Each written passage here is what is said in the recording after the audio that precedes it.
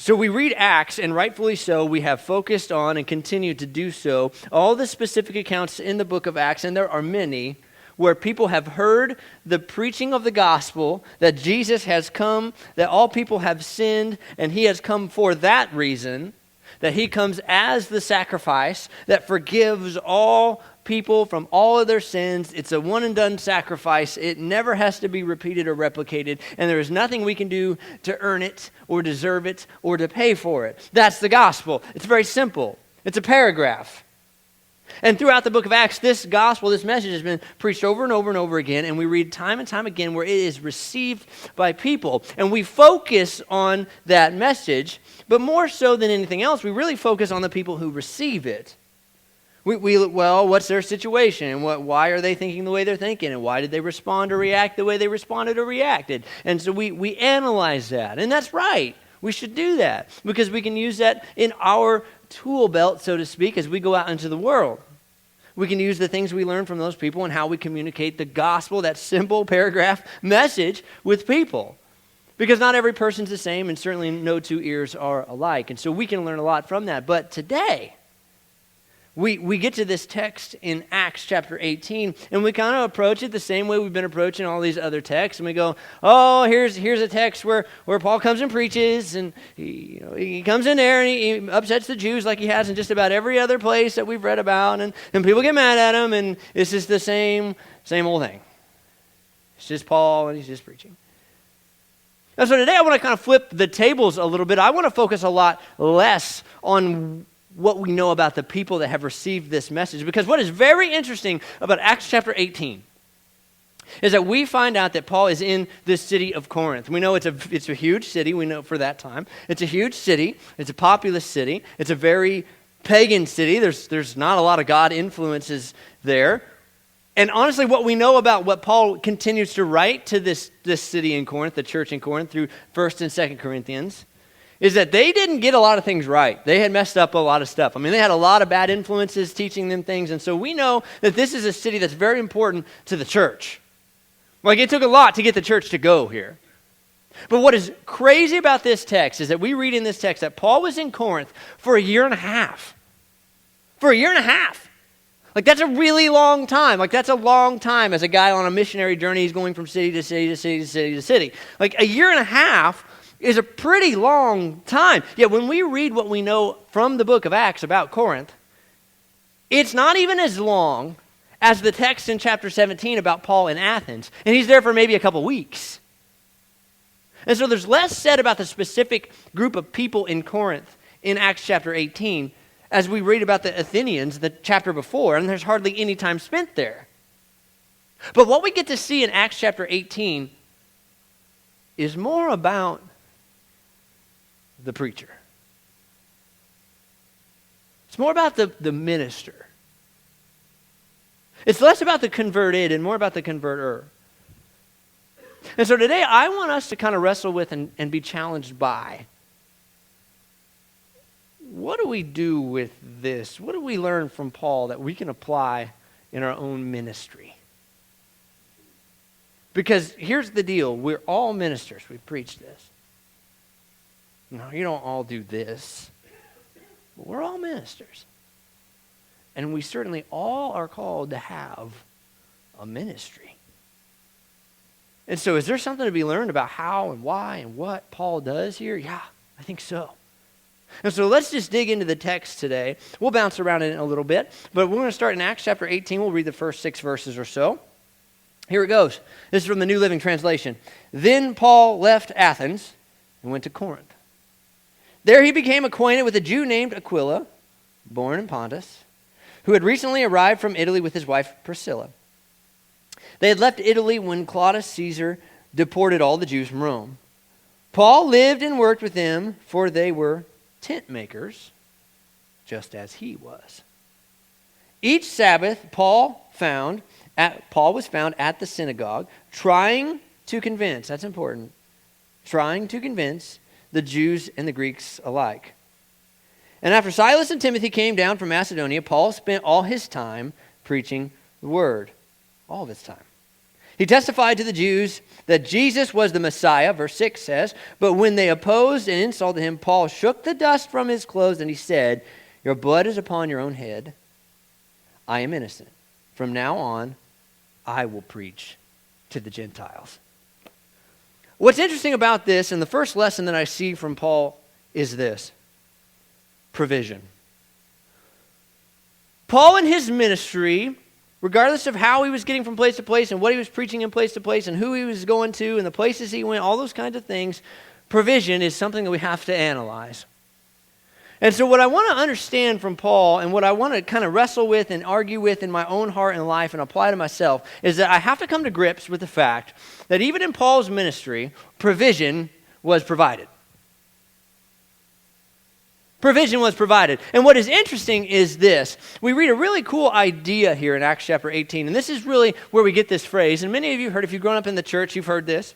But this phrase of tent maker, who's heard that? Who's heard that phrase before? Tent maker. And that's a style of ministry. That's kind of a philosophy of ministry. It's one of these ideas where if you're a tent maker, it means that you work and you do ministry. So you provide for yourself. Your own financial means are provided for by yourself. Okay? And then you do ministry. So what that practically means is Paul, in this section of text, he was a part-time minister. Paul was a part-time minister. He was a full-time tent maker and a part-time minister. It says that Paul went to the synagogue on Sabbath. So he went there once a week and he ministered. So one day a week he ministered. And it says that he tried to convince the people there. There's really no indication that it was working. There's really, and from the rest of the text, we'll see that it in fact doesn't. But what we see is that he is trying to convince these people of who Jesus is and why that's significant to them, specifically the Jews in this first part. But he is a tent maker, so he's providing his own means. He's literally making tent, working with leather perhaps. It's all the same kind of trade in this time. And so he's working throughout the week to go to the synagogue one day a week. Now we read something interesting in this text that says that his friends show up. Okay, so they come down, and it says at that point when his friends get there, that something switches. He goes from part-time minister to full-time minister. It says that he begins to preach all of the time. And so something happens here by way of support. We don't know. When his friends come down, they maybe bring support from other churches, or something happens differently in the structure where he's at. We don't know for certain, but it is clear that he goes from tent maker to preacher. He's no longer a part-time minister, becomes full-time minister. And what's interesting about this is because we kind of look at this and some people would say, well, why did he do that? I mean, he was doing fine on his own, right? He was making his own money. He was doing fine. Isn't that just kind of lazy? I mean, why should he count on other people? I mean, why shouldn't he just be working? Here's what's interesting about that. We read this, and we understand that Paul is doing just fine on his own. He's building tents, whatever that looks like. Making an okay living, sounds like. I mean, enough. And he's getting to be a minister one day a week. And it says he is trying to convince them. It doesn't sound like it's working. And when he has the opportunity, when his friends come down, whatever changes in this picture that allows him to go from part-time minister to full-time minister, he jumps on it. Whether he's getting support from somebody else or the church there he's preaching with is funding him, whatever that looks like, he's able to now communicate all of the time.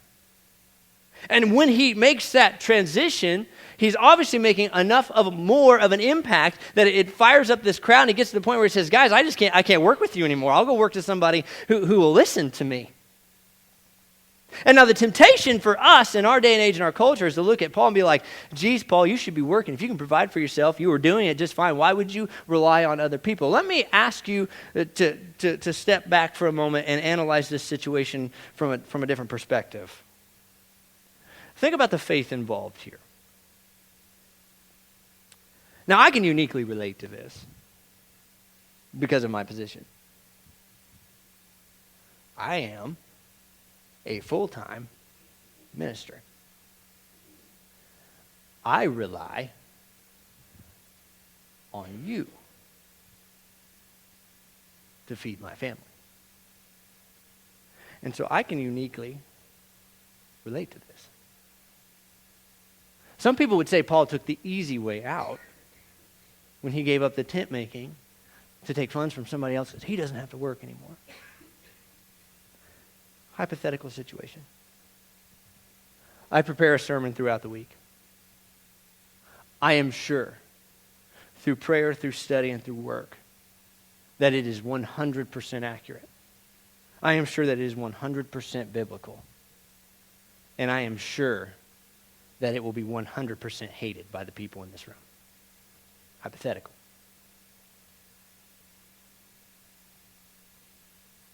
The very same people who put food on the table of my family. Do you feel the tension? Paul was preaching a message that was hated one day a week.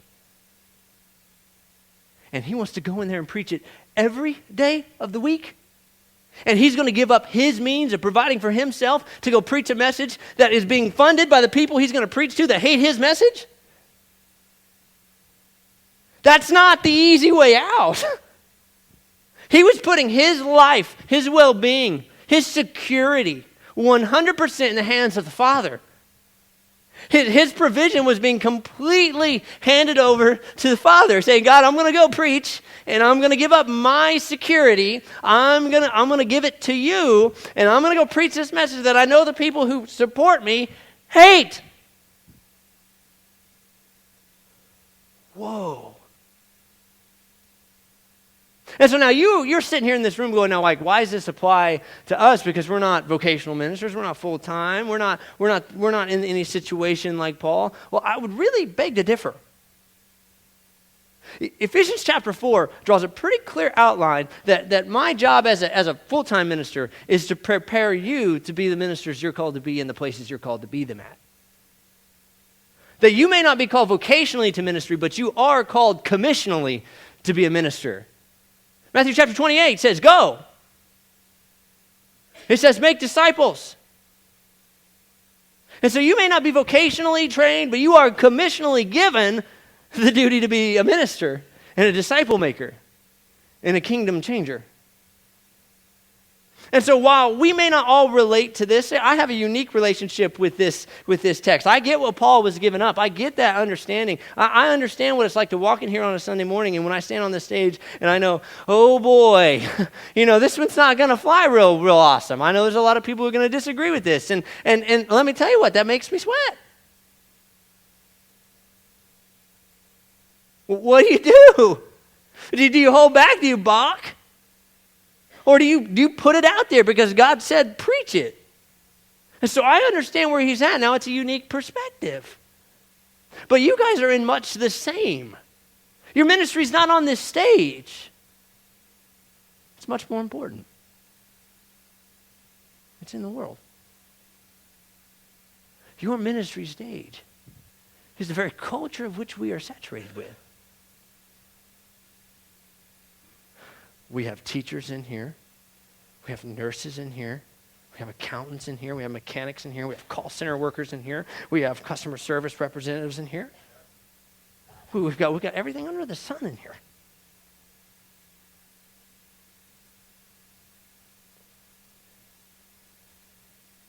And your situation is all the same.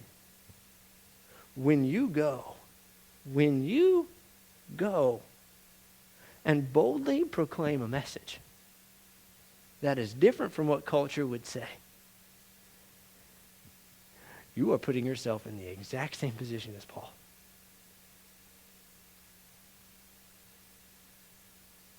My wife and I talk all the time. She's a teacher. She doesn't get to stand in front of her class and preach. But I pray every day my wife gets the opportunity to share gospel. And if my wife came home one day and said, I got fired today because I was telling somebody about Jesus, awesome. You're all in the exact same position, nurses, accountants, call center, whatever you do. When you go and when you boldly proclaim the message that is everything against culture, you're putting yourself in the exact same position as Paul. You're saying, God, I really am trusting that you're going to provide because I'm going to get fired. I'm not saying go out there and do something stupid. I'm not saying any of that. No. I'm saying be a Christian. I'm just asking you to be a Christian. And a Christian is somebody who loves Jesus so much, they're going to do everything they can to tell everybody about it. And when we do that, frankly, your position will be a lot harder than mine. We will have to cry out to God and say, God, provide. So are we willing to step out on the faith that God will truly provide, like he says and shows he will, if it might put us in a difficult position? Because Paul did. He gave up a sweet gig of preaching one day a week and having a nice living. He gave up all that to say, God, I need you to provide so that I can make more of a difference. And he did. He upset the Jews so much there that he cried out to them. He said, your blood is on your own heads. I'm innocent. From now on, I'll go preach to the Gentiles. So here's the next section of text. It's verses 7 and 8. This will lead us to our next really point of application. It says, then he left. So once he called them out, he left. It says, then he left. And he went to the home.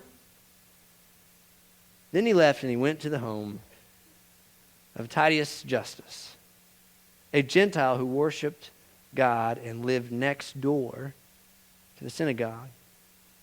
Crispus, the leader of the synagogue, and everyone in his household believed in the Lord. Many others in Corinth also heard Paul, became believers, and were baptized. You see, we have to understand that provision was provided, but then we have to also understand that when it came down to it, when ministry got difficult in this position, when he was forced to give up on the position where he was, he had to leave.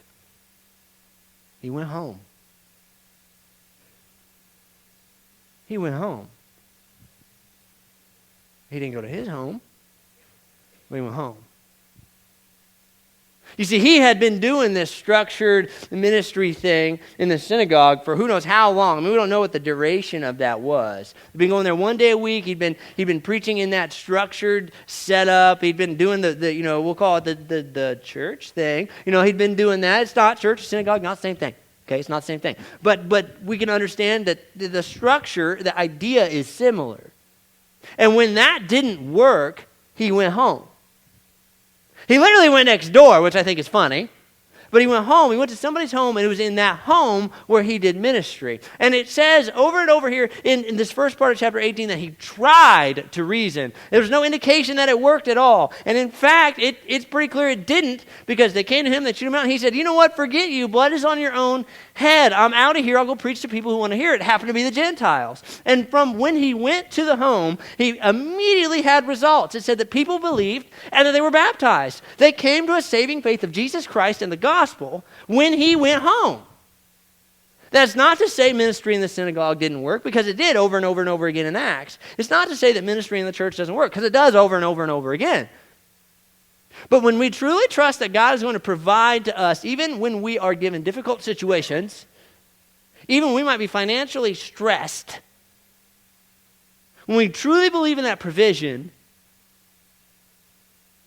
then do we trust God enough to bring people to our home?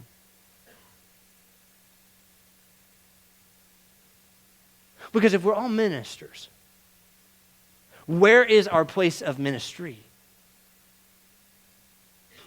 You see, the church is a place where we come to worship God and give him glory. We come as the church, as the family. The place in which we do ministry is outside here. The place in which we do ministry then is everywhere else. And so when we say everywhere else, we mean that. Well, we have been challenging you. And we're going to continue to challenge you. Who in your life needs the gospel?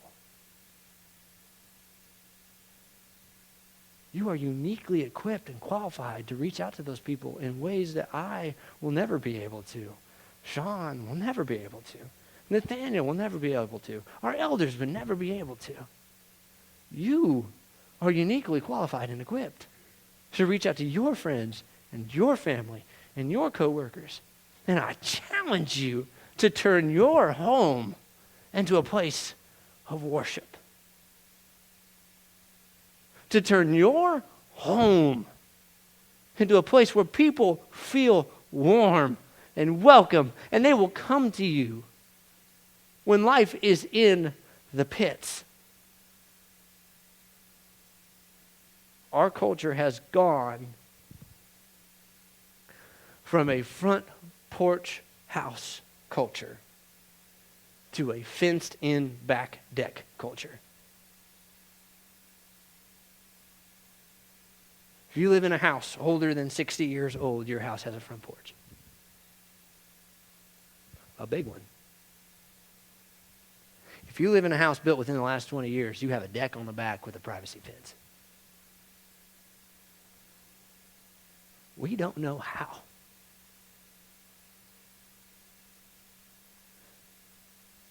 To be hospitable anymore. We don't know how to bring people to our homes anymore. Our homes aren't even designed for it. Our homes say, stay away. And so we as a church have to understand that if we're going to trust God to provide, we're going to trust for Him to give us the ability to be ministers wherever we're at, our homes should be a first, front line, and foremost place where we can love on people. People are not going to be comfortable coming in here for the first time. It's just going to be different. We do things different here. It's the church. But they will more than likely be more than comfortable to have burgers and dogs around the television or the table or even on your back deck at your home because you are friends. Or in a coffee shop. Or in Mama's. Or Dairy Queen. Lots of theological discussions over the Reese's Peanut Butter Cup Blizzard. Are we going to be the type of people that love people enough to take them home?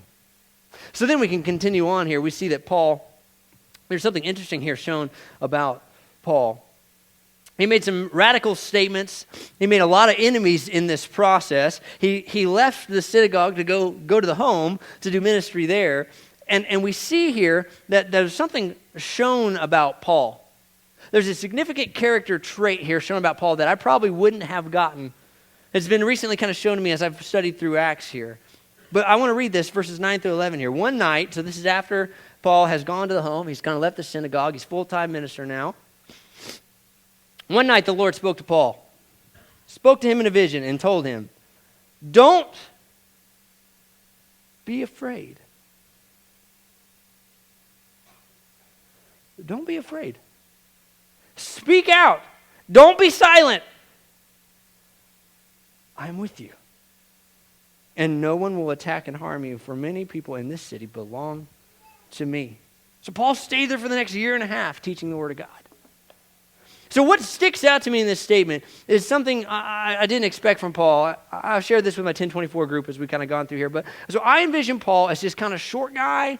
I envision him as kind of a stocky dude. And I mean like stocky, kind of like big around waist as he is tall. That's just the way I envision him. I don't know. Bald and just a firecracker. Like that's just how I envision Paul. Like he's just this little guy walks into town and he just starts to talk. He just doesn't care what anybody thinks about him. He's going to tell you what he thinks. He's gonna lay it out there. Like that's just the way I envision Paul. And for that reason, I can't wait to meet the guy. He'll probably call me down and be like, why didn't you do this? And I'll be like, I don't know, Paul, not you. I mean, that's just the vision I have of Paul. He's just this tough little dude. I never really envisioned Paul as scared. But in this moment where he's having to give up what he thought was the normal ministry and go into a home and he's being chased around and people hate what he's saying. He's having to rely on people to help him survive. And yet he's preaching a message everybody hates. It's actually helping him survive. And like I've never envisioned Paul as being afraid. And yet when God calls to him right here, he says, first and foremost, don't be afraid. You just keep speaking. Speak out, don't be silent. You see, we don't actually think about sometimes what Paul was going through in his ministry. And so I'm going to read a couple texts for you. 1 Corinthians chapter 4. If you want to flip there, it'll be on the screen for you. But 1 Corinthians chapter 4, starting in verse 10, we forget what Paul is going through. And so this is even in Corinth. This is in the place where this is happening here. And we get to really see into the life of Paul and what he's going through. So chapter 4, verse 10 in 1 Corinthians says this: our dedication to Christ makes us look like fools. But you claim to be so wise in Christ. We are weak, but you are so powerful. You are honored, but we are ridiculed. Even now we go hungry and thirsty and don't have enough clothes to keep warm. We're often beaten and have no home. We work wearily with our own hands to earn our living. So this is apparently even before he's like full time. Look what he's going through. We work wearily with our own hands to earn our living. We bless those who curse us. We are patient with those who abuse us. We appeal gently when evil things are said about us. Yet we are treated like the world's garbage, like everybody's trash right up to the present moment. When we put that into context with what God says to Paul, don't be afraid, it starts to make sense. Now flip to 2 Corinthians. In chapter 4, I'll start in verse 7. We know this text. We now have this light shining in our hearts, but we ourselves are like fragile clay jars containing this great treasure. This makes it clear that our great power is from God, not from ourselves. We are pressed on every side by troubles, but we're not crushed. We are perplexed, but not driven to despair. We are hunted down. You ever been hunted down? We are hunted down, but never abandoned by God. We get knocked down, but we are not destroyed. Though suffering through our bodies continue to share in the death of Jesus, so that the life in Jesus may also be seen in our bodies. You see, we begin to put together Scripture so that we can see the fact that Paul is in a position that is gnarly. It is rough, it is evil, it is scary. And so when God comes to Paul and we begin to see into this a little bit, it says, don't be afraid. And he goes on, he says, don't be afraid, keep speaking, be bold, do all that. And then he says this really kind of coded message, and he says, see, I have friends in that city, you will not be harmed. And you kind of got to help, but if Paul is there, he's hearing this message, like, what do you mean, God? Like, what's that even mean? Like, you have friends? Like, okay, I have friends, but what's that mean? I have friends in that city, you will not be harmed. But what we know about the rest of the story is really interesting. It gets really bad in Corinth. Worse than we even read there in 1 and 2 Corinthians. It gets really bad. They cause a riot, as they always do. The Jews do. They want him out of there. They want to kill him. They want him gone. They cause this riot, and we have this leader. We see this leader in Corinth, the governor there. They take Paul to this governor, and they say, he's causing all this trouble. He's doing all these things. He's a terrible person. We need to kill him. We need to get rid of him. We need to do whatever it takes. It's scary. I mean, if I'm Paul, I'm thinking, this is it. It's over. Like, I've survived all the riots I can survive. This is the moment. Let's go, God. And we get here, and this governor's there, and you just assume that he's going to say, just to keep the peace and just to keep things from getting out of control, like, do whatever you want with him. Get rid of him, kill him, stone him, I don't care. And in that moment, the governor of this mayor, whatever he is, he says, what are you whining about? This is just a you thing. There's no law about this. He hasn't done anything wrong. Get out of here, he says. And they literally pack up their bags and leave, and Paul's just left standing there. Is that it? You see, in this moment, we get to read what God meant when he wrote that coded little phrase, like, I have friends there. One of God's friends just happened to be the leader of the city. One of God's friends in this community happened to be the one that would decide Paul's fate. And so we get to then back up and add it all back together. Provision provided. Not only financially, not only physically, not only through what we do every single day, but God has people that have our back. That's the church. And then we get to move on and think, oh man, if we want to do ministry, we got to do it everywhere we go, including our home. And to think about all the people that God knows and has planned that he could bring to us, that we could do ministry together, we don't have a clue. And we get to this reality that when we get really scared, when we get really worked up, and we think about what ministry actually takes in our culture and how it is so against this message for some reason, we get to the understanding and the realization that God has such a bigger plan than any of us could ever have. And when he says, don't be afraid, speak up and speak out, I've got your back, that's exactly what he means. That's exactly what he means. And so here we are today. All ministers. You and I are exactly the same. We make our livings a little differently. But our ministry is exactly the same. Because all of our ministry takes place out of this room. It takes place with the people who need the gospel. It takes place with the people who are sinners and don't know it. It takes place with the sinners who need Jesus and don't know it. It takes place with the people who need hope, who need forgiveness, who need true freedom, and they don't know how to get it.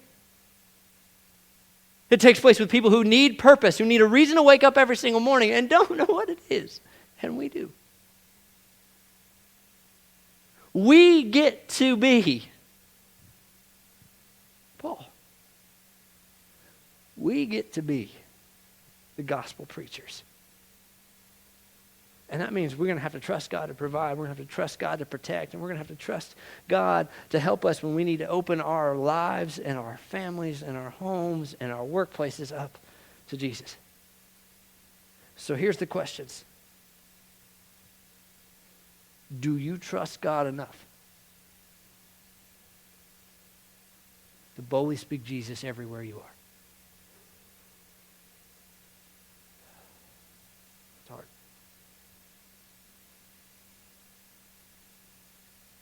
Do you trust God enough to do ministry everywhere you go? Do you trust God enough to put your life in his hands?